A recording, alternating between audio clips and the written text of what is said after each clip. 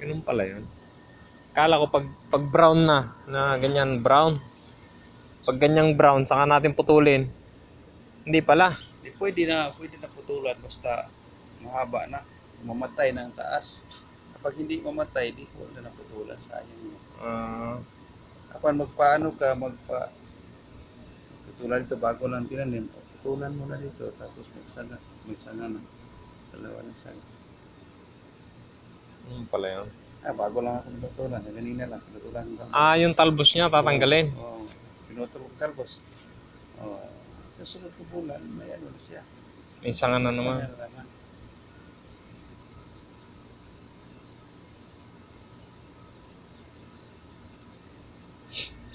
Pala yan. Ilagay ko sa sila. Susunod.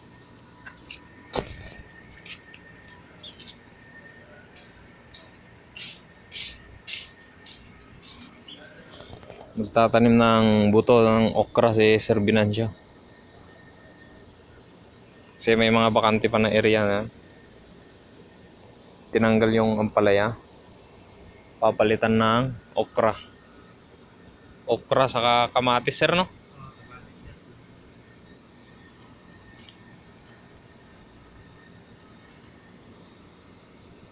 May talong na rin pala dyan, ah. Bago yan, ah.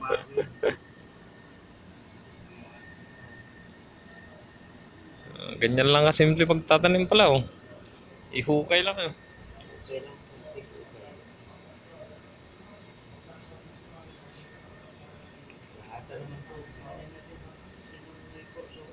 Oo.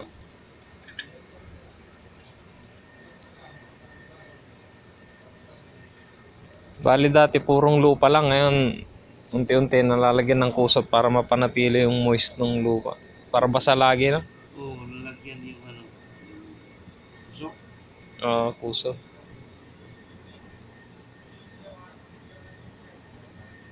Pumayag naman sila magamit ng tubig.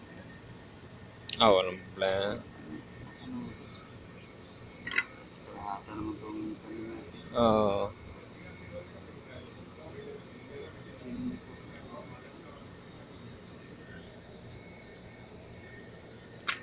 Yan, tapos na. Hintayin natin tumubo. Abangan nyo yung pagtubo ng okra. Bali yung okra na tinanim ni Sir Binancio galing din lang dito, oh. Yan, okra yan.